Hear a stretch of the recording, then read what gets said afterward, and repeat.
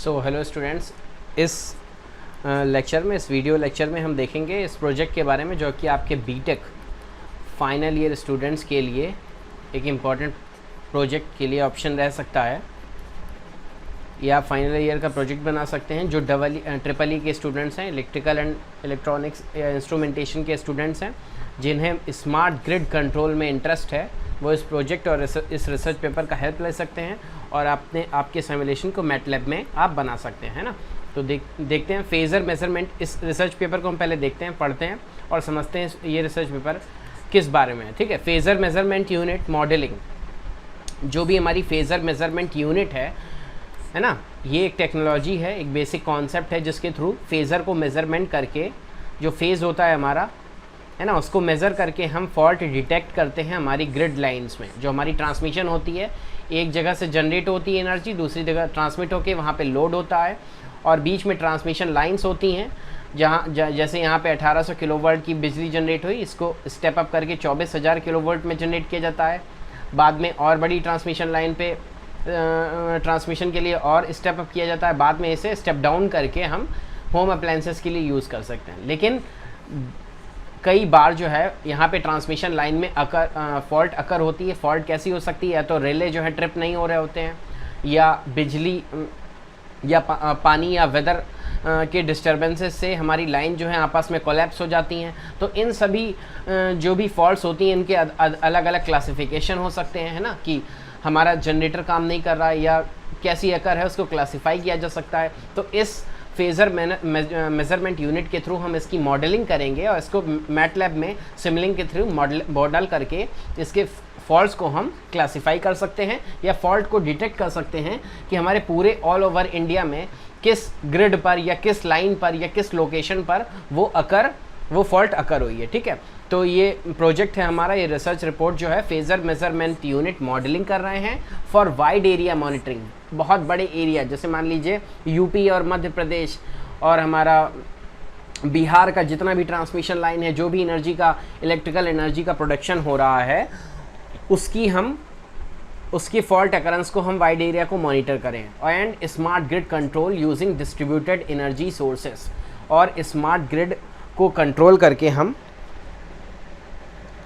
Smart grid control using distributed energy sources. Distributed energy sources का मतलब क्या है कि एक जगह तो इस समय हमारी एनटीपीसी जो है कोयले से बिजली का उत्पादन कर रही है, दूसरी है ना, मान लीजिए बिहार में एनटीपीसी में हो रहा है, दूसरी जगह नरौरा में वाटर प्लांट में या रेडियो एक्टिव एलिमेंट्स के थ्रू वहाँ पे पावर जनरेशन हो रहा है, तीसरी जगह हमारा वाटर हाइडल पावर जनरेट हो रही है, चौथी जगह हमारा सोलर पावर जनरेट हो रहा है, मेगावाट में हो रहा है। तो इन सभी पावर का जनरेशन और इनका टाइम का ड्यूरेशन ये अलग हो सकता है। इनके जनरेशन में भी फ्लक्चुएशन हो सकती है। मान लीजिए दिन में सोलर पैनल की जो सोलर जनरेशन का प्लांट है वो मैक्सिमम लोड पर पहुंच सकता है, मैक्सिमम जनरेशन पॉइंट पर पहुंच सकता है, लेकिन रात में ये ज़ीरो पावर जनरेट करेगा। तो इसी स्मार्ट ग्रिड को, ये जो डिस्ट्रीब्यूटेड एनर्जी सिस्टम है, इसी को स्मार्ट ग्रिड में कैलकुलेट करना और इनको मॉनिटर करना ही इस प्रोजेक्ट का एम है। आगे पढ़ते हैं एब्स्ट्रैक्ट में। The power system is dynamic system. जो भी हमारा पावर सिस्टम है वो एक डायनेमिक सिस्टम है, मतलब कभी कभार पावर जनरेट ज़्यादा हो जाती है या कभी कम हो जाती है, या कभी लोड बढ़ जाता है। रात में लोग ज़्यादा एसी चलाते हैं तो हमारा लोड जो है हमारे सिस्टम पर बढ़ जाता है, और सुबह जो है लोग कम एसी चलाते हैं, है ना। तो इस चीज़ों को हम कैलकुलेट कर सकते हैं। जैसे कि आप जानते हैं कि हमारे हाईवे पर ट्रैफिक कब होता है ज़्यादा, 8 AM या 9 AM पे जब लोग ऑफिस के लिए निकलते हैं, या ऑफिस से जब घर की तरफ आ रहे होते हैं, या बच्चे स्कूल से घर की तरफ आ रहे होते हैं। तो इन सभी चीज़ों को हम मेज़रमेंट में, मॉनिटरिंग में अपना ले सकते हैं, अपने मॉडल में ले सकते हैं, और इसको साइमुलेट को इन सभी पैरामीटर्स को हम साइमुलेट करवा सकते हैं अपने मॉडल में। The power system is dynamic system, है ना। तो हमारा पावर सिस्टम कैसा है? डायनेमिक सिस्टम है, मतलब बदलता हुआ इसका नेचर रहता है। Which needs to be monitored, इसको मॉनिटरिंग की आवश्यकता होती है, मतलब मॉनिटर करने की आवश्यकता होती है कि जो भी ये पावर सिस्टम है उसको मॉनिटर किया जाए। And controlled for wider area, बड़े से बड़े एरिया के लिए हम इसे मॉनिटर करें और इसको कंट्रोल्ड करें, है ना। तो एक हमारा मॉनिटरिंग रूम बनाया जाता है जिसमें हम पूरे उत्तर प्रदेश या बिहार की बिजली का ट्रांसमिशन और उसमें कहाँ पे फॉल्ट अकर हुई है और यहीं से उसका सल्यूशन उसको IoT के माध्यम से या वाईफाई कंट्रोल्ड वे के माध्यम से या GPS ट्रांसमिशन के माध्यम से या सैटेलाइट ट्रांसमिशन के माध्यम से रिले को ऑन ऑफ कर सकते हैं। ठीक है, तो ये कंट्रोल भी हो जाएगा और मॉनिटर भी एक जगह से हो जाएगा। इस तरीके का अगर हम स्मार्ट ग्रिड का सेटअप करें, due to the lack in wide area monitoring there is a major blackout in the power system grid leading to major cascaded failure. Major cascaded failure क्या होता है? कास्केडेड का मतलब होता है एक, जैसे कि हमने देखा होगा पत्ते ऐसे हम खड़े करते हैं और एक पत्ते को गिराते हैं तो दूसरा पत्ता आपस में गिरता चला जाता है, तो इसी को कहते हैं कास्केड थ्योरी या कास्केड सिस्टम या कास्केड फेलोर। मतलब एक चीज़ अगर गिरी तो अगली चीज़ आपस में गिरती चली जाएगी, है ना। तो यहाँ पावर सिस्टम में क्या होता है, मान लीजिए कि 2012 में या 2012 में शायद ब्लैकआउट हुआ था, तो उसमें क्या हुआ था कि एक सिस्टम फेलियर हुआ, फिर पूरे लोड पर लाइन ज़ीरो हो गई। अच्छा, लोड ज़ीरो हो जाने से हमारे जो जनरेशन पॉइंट है, जनरेशन पावर है, वो तो बंद नहीं हुए, तो उनकी बिजली अब कहाँ पे जाए, तो वो डेसिपेट करने के लिए जगह नहीं है ना, तो पूरा सिस्टम ही बंद पड़ गया। इसे ही कहते हैं मेजर ब्लैकआउट। मतलब कि हम मॉनिटर ही नहीं कर पाए कि हमें इस समय कितनी एनर्जी की आवश्यकता है और इसको कैसे कंपनसेटर के थ्रू कंपनसेट किया जाए, या उसको कैसे हम मॉनिटर करके कंट्रोल्ड वे में उसको यूज़ करें या स्टोर करें। इन सभी चीज़ों के ना होने की वजह से ये ब्लैकआउट्स होते हैं, है ना। जब हम मॉनिटरिंग नहीं कर पाते हैं अपने यूनिट की, अपनी जो ग्रिड है उसकी मॉनिटरिंग ना कर पाएँ या कंट्रोल ना कर पाएँ उसको, तब ये चीज़ें अकर होती हैं। तो आगे देख लेते हैं। There are many technologies developed but the major drawback in technologies was in the study of phasor measurement. कई सारी टेक्नोलॉजीज़ हमारी डेवलप हो चुकी हैं, पर मेजर ड्रॉबैक क्या था, जब हमारी स्टडी फेजर मेजरमेंट की study with A precise time stamp. Precise time stamp का यहाँ पे मतलब क्या हो गया कि हम एक प्रिसाइज टाइम के लिए, मतलब मान लीजिए 12:00 आवर से 12:00:005 मतलब 5 मिली सेकेंड या 5 सेकेंड के लिए हम टाइम स्टैम्प में सभी पूरी ग्रिड की, जो हमारी ऑल ओवर इंडिया है उसके पूरा नॉर्थ ग्रिड या मान लीजिए साउथ ग्रिड या वेस्टर्न ग्रिड, सभी किसी एक ग्रिड का पूरा हम एनालिसिस करेंगे उस टाइम स्टैम्प के लिए। तो हमारी फेजर मेजरमेंट जब हमारा ये स्टार्ट हुआ, तब हमारे मेजर जो चीज़ है वो चेंजेस आया। The real essence wide area monitoring and control of grid with distributed energy system. The real essence wide area monitoring and, real essence क्या है, हमारा मेन जो काम क्या है, वाइड एरिया मॉनिटर करना and control of grid with distributed energy system, और grid को कंट्रोल करना, जबकि उसमें कौन कौन से एनर्जी सोर्सेज होंगे, डिस्ट्रीब्यूटेड होंगे। मतलब एक ही जगह हमारे पास केवल एक ही परमाणु केंद्र नहीं है ऊर्जा का, हमारे पास कई सारे सोलर एनर्जी पार्क्स होंगे जहाँ पे सोलर एनर्जी जनरेट हो रही होगी, वो लोड के पास भी हो सकते हैं, वो एनर्जी जनरेशन के पास भी हो सकते हैं, है ना। तो ये डिस्ट्रीब्यूटेड एनर्जी रिसोर्सेज हो जाएंगे। In this paper the application of phasor measurement unit is being modelled using MATLAB 2018A version Simulink environment. तो इस पेपर में इन्होंने 2018 का उपयोग किया हुआ है। Tested for normal state and fault state. एक तो नॉर्मल स्टेट के लिए टेस्ट किया हुआ है कि कैसा हमारा PMU में वेव्स आती हैं, और दूसरा फॉल्ट स्टेट, जब फॉल्ट अकर कर देते हैं तब कैसी स्टेट आती हैं। The simulation results shows that load is not affected even during power grid islanding application. अगर हम पावर ग्रिड को आइलैंड कर दें, मतलब अलग कर दें, आइसोलेट कर दें, तो इन्होंने रिजल्ट सिमुलेट किया है कि इनके लोड पर कोई इफेक्ट नहीं आता हो। ठीक है, अब हम इंट्रोडक्शन देख लेते हैं हमारे इसी रिपोर्ट का। तो phasor measurement unit is a synchro Fraser technology. Synchro Fraser technology का मतलब होता है कि अलग अलग बस सिस्टम्स में जो हमारी अलग अलग ग्रिड लाइन हैं उनके फेज़ को सिंक कर दें, मतलब GPS के सिग्नल द्वारा इनको सेम कर दें, एक ही टाइम स्टैम्प में हम उनको कैलकुलेट करें। मतलब सिंक्रो फेजर मतलब है कि सभी के सेम टाइम पर जो फेज रहेंगे उनको हम कंपैरिजन करेंगे। That is employed in power system to obtain precised synchronised measurement of voltage magnitude. ठीक है, प्रिसाइज्ड सिंक्रोनाइज्ड, प्रिसाइज भी है और सिंक्रोनाइज्ड भी है, मतलब एक ही टाइम में वो सिंक्रोनाइज्ड है मेजरमेंट है। वोल्टेज मैग्नीट्यूड को यहाँ पे मेजर कर रहे हैं, फेज एंगल को और फ्रीक्वेंसी को, तो तीन चीज़ों को मेजर कर रहे हैं, वोल्टेज मैग्नीट्यूड, फेज एंगल और frequency, which are time stamp. Time stamp का मतलब क्या है कि एक स्पेसिफाइड टाइम के लिए हम उसको मेजर कर रहे हैं। ठीक है, the power system parameters become observable when it is monitored at different states of power system. The power system parameters becomes observable. तो जो पावर सिस्टम के पैरामीटर्स होते हैं वो ऑब्जर्वेबल हो जाते हैं, हम उन्हें देख सकते हैं, हम उन्हें मॉनिटर कर सकते हैं। When it is monitored at different states of power system, जब वो विभिन्न जगह पर विभिन्न परिस्थितियों में हम उनका जब मॉनिटर करते हैं तो वो ऑब्जर्वेबल हो जाते हैं, हम उन्हें मॉनिटर कर सकते हैं। New technologies are employed to monitor and control the power system effectively. नई टेक्नोलॉजी इन्वॉल्व की जा रही है इनकी मॉनिटरिंग में। One of the technology used recently is the SCADA system. जो अभी रिसेंटली यूज हो रही थी हमारी टेक्नोलॉजी वो स्काडा सिस्टम थी, ठीक है ना। अलॉन्ग विद ऑटोमेशन, इसके साथ कुछ ऑटोमेशन भी जुड़ा हुआ था, मतलब कि हम यही सिस्टम से रिले को ऑन ऑफ के सिग्नल देते थे तो हमारा ट्रांसमिशन लाइन डिसकनेक्ट हो सकती थी या कनेक्ट हो सकती थी। For time synchronisation which leads to effective monitoring and restoration of the power system. तो हम इसकी इफेक्टिव मॉनिटरिंग भी कर सकते थे अपने मॉनिटरिंग रूम से और इसका रिस्टोरेशन भी कर सकते थे। In the competitive electricity market, भाई अलग अलग इलेक्ट्रिसिटी मार्केट है, एक रिलायंस बिजली जनरेट कर रहा है, डिस्ट्रीब्यूट कर रहा है, एक बजाज बिजली डिस्ट्रीब्यूट कर रहा है और जनरेट कर रहा है। तो ये कितनी इफिशिएंटली, मान लीजिए 4 मेगावाट की बिजली जनरेट करते हैं और कस्टमर को पहुंचा पा रही हैं 3 या 3.5 या 2.5 मेगावाट बिजली ही पहुंचा पा रहे हैं, तो इनका 1.5 जो मेगावाट है या 1 मेगावाट की बिजली इनकी ट्रांसमिशन में ही जो है लॉस हो जा रही है ना। तो 1 मेगावाट बिजली जो है ट्रांसमिशन लॉस आ रहा है, तो ये समझिए कितना बड़ा लॉस है ना। तो इन लॉसेस को कम करने के लिए ही स्काडा और अभी लेटेस्ट टेक्नोलॉजी में PMU फेज मेजरमेंट यूनिट का यूज़ किया जा रहा है। और इसी को समझने के लिए हम पहले इसका सिमुलिंक में मैटलैब में मॉड्यूलेशन मॉडल करते हैं इसको और इनके पैरामीटर्स को समझते हैं, ठीक है। आगे पढ़ते हैं। The phasor measurement technology is an एडवांट in technology. एडवांट in technology मतलब कि नई है, that employees the study of phasors, जो कि क्या करती है, फेजर्स की स्टडी को एम्प्लॉय करती है। विच इज़ टाइम सिंक्रोनाइज्ड, जो कि टाइम सिंक्रोनाइज्ड है, मतलब इसमें बिल्कुल टाइम सेम रहना चाहिए सभी PMUs के लिए। Phasor measurement technology was developed and made use in actual power system.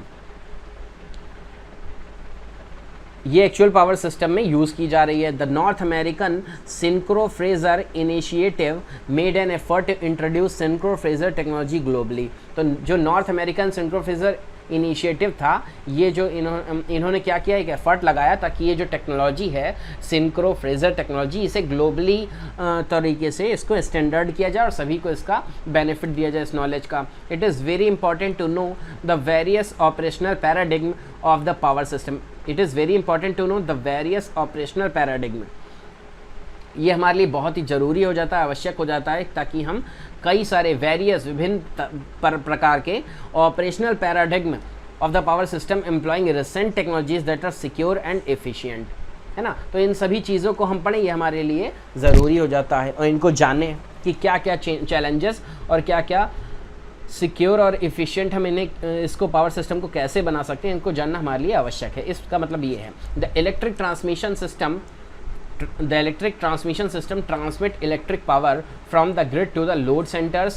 Blackout of such transmission line will lead to major blackout of the power system, which leads to bad impact on nation economy and security. देख, ये paragraph दरअसल इसका हमें केवल ये बता रहा है कि जो ब्लैकआउट्स होते हैं या जो ट्रांसमिशन लॉसेस होते हैं या हमारी ग्रिड का अगर फेल्योर होता है तो हमारी इकोनॉमी पर कितना बड़ा प्रभाव डालता है। Hence there is a need of wide area monitoring. इसीलिए वाइड एरिया मॉनिटरिंग की आवश्यकता है कि हम पूरी ग्रिड को, जो हमारी इलेक्ट्रिसिटी ट्रांसमिट हो रही है या जनरेट हो रही है या यूज़ हो रही है, उसकी वाइड एरिया मॉनिटरिंग की जाए और इसको इफेक्टिवली यूज़ किया जाए और इफ़िशिएंटली उसका हमें मॉनिटर किया जाए। The major cause of blackout are lack in wide area monitoring, inaccurate modelling of the system. Inaccurate modelling मतलब हम इनएक्यूरेट मॉडल करते हैं, जो हम मॉडल बनाते हैं वो इनएक्यूरेट होता है, हम कई सारे पैरामीटर्स को उसमें कंसीडर नहीं करते हैं, इसीलिए हमारा जो रिजल्ट आते हैं वो हमें एग्जैक्ट नहीं दिखाई पड़ते हैं। With the advent of this phasor measurement unit synchrophasor technology, the accurate measurement can be obtained to overcome the drawbacks of the power system. तो हमें ये जो फेजर मेजरमेंट यूनिट है जिसमें हम फेज को कैलकुलेट करते हैं और ये जो सिंक्रो फ्रेजर टेक्नोलॉजी है इसके थ्रू हम एक्यूरेट मेजरमेंट कर सकते हैं, जो कि ये सभी जो ड्रॉबैक्स हैं पावर सिस्टम के उनको ओवरकम करता है, उनको हटाता है। The synchrophasor measurement are employed across globe by all utilities to monitor the performance of the power system, है ना। तो पावर सिस्टम को मॉनिटर करने के लिए synchrophasor measurement का यूज़ पूरा वर्ल्ड कर रहा है।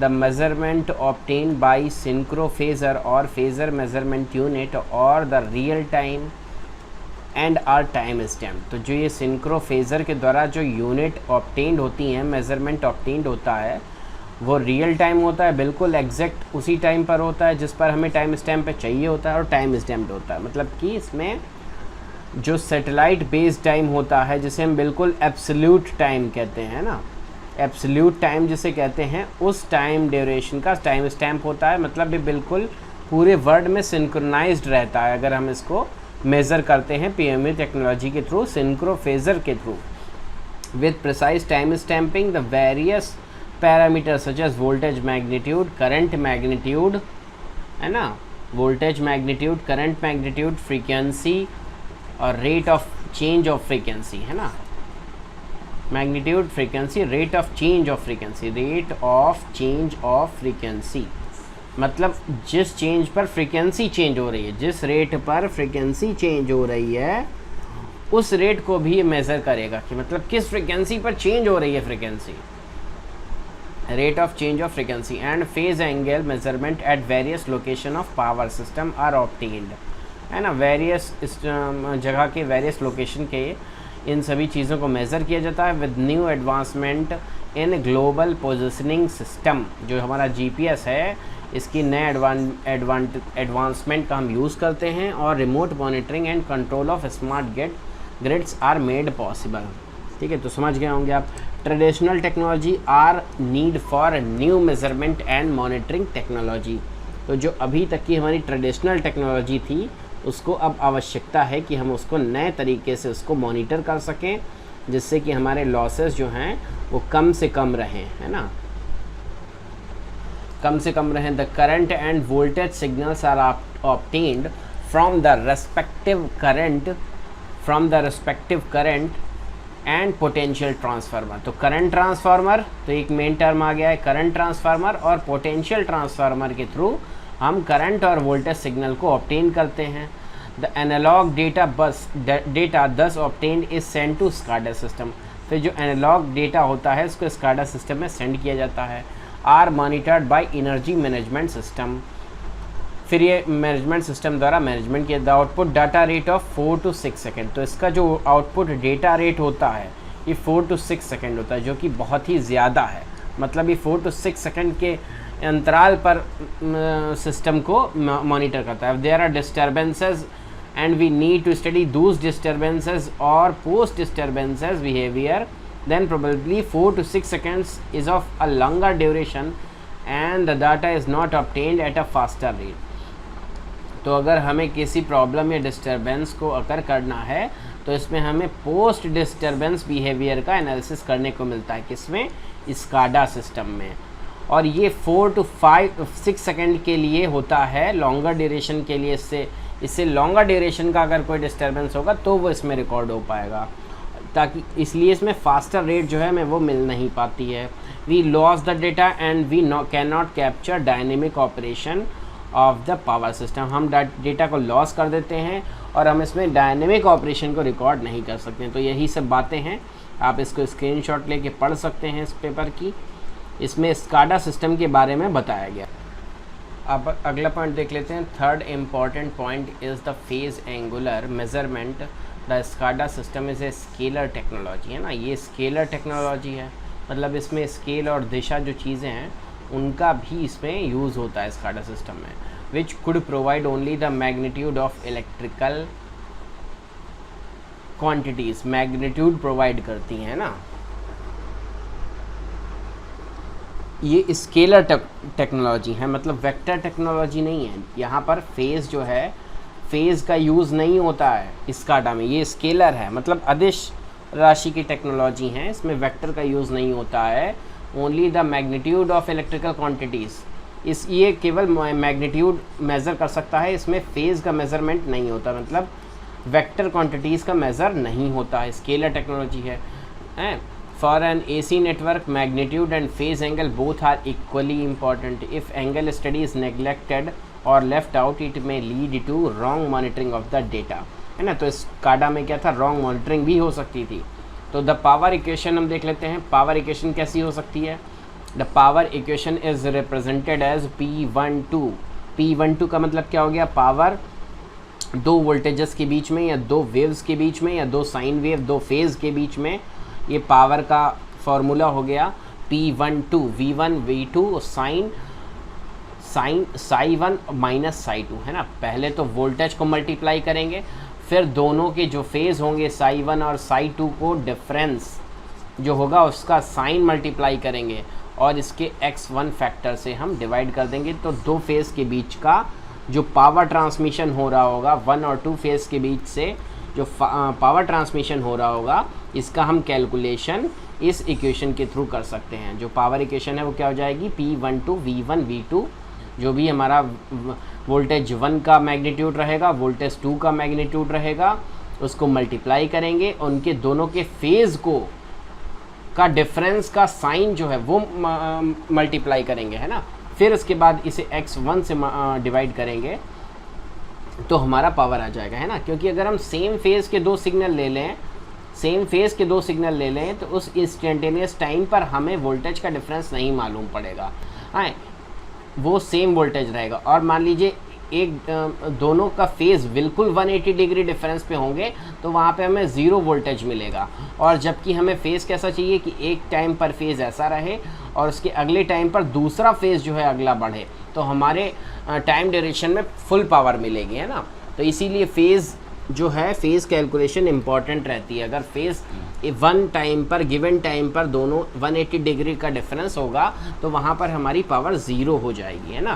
क्योंकि साइन में अगर हम ज़ीरो ले आएँ तो साइन 0 की वैल्यू 1 हो जाएगी, 0 हो जाएगी, और साइन 180 की वैल्यू भी 0 हो जाएगी, जिससे पावर हमारा 0 हो जाएगा.